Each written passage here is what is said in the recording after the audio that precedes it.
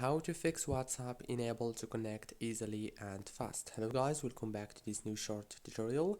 I'm gonna show you how to fix this problem easily and fast.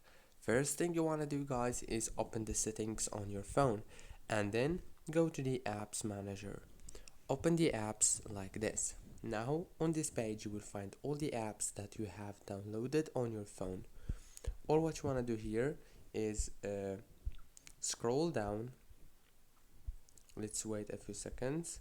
Scroll down, click on WhatsApp, and now click here on force stop, and then go to the power usage details and make sure that the power consumption alert is enabled.